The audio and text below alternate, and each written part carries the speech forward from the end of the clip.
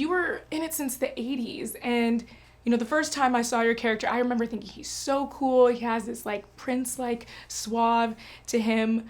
When you think back to that moment when you joined the cast, did you know exactly how you wanted to move with the character? Can you take me back to that moment? Yeah, well, when I first when I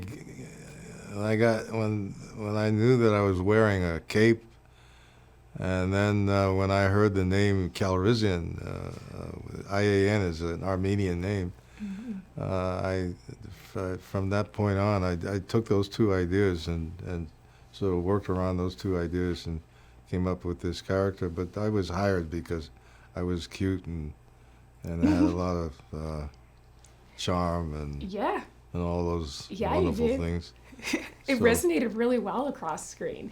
And it was really cool to see that being as, in a predominantly white cast and you come along. Now when you look at the cast, what do you think? Because there's more women, more people of color. What do you think? well, I think it's a great idea, obviously.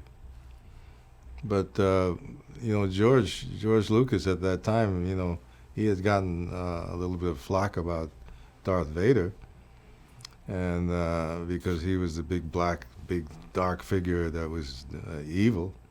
So he decided to bring in somebody like me, a lovely little brown skin boy, and to counteract that whole situation. Yeah, just balance it out a bit. Yeah. And you played.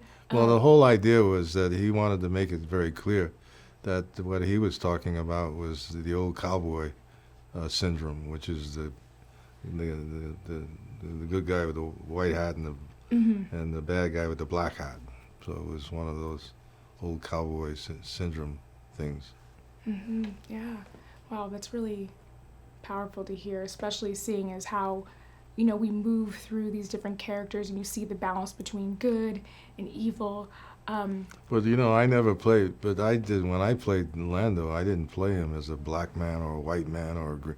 I played him as the full spectrum of colors. I mean, and that's how I play all my characters. And, I'm not interested in pinpointing and sitting in a kind of a narrow, myopic view of who I should be. I see myself as a universal being, a part of the cosmos. So that's how I try to approach my whole life and my creative concerns. Thank you so much for your time. And you basically answered my last question. No. So great.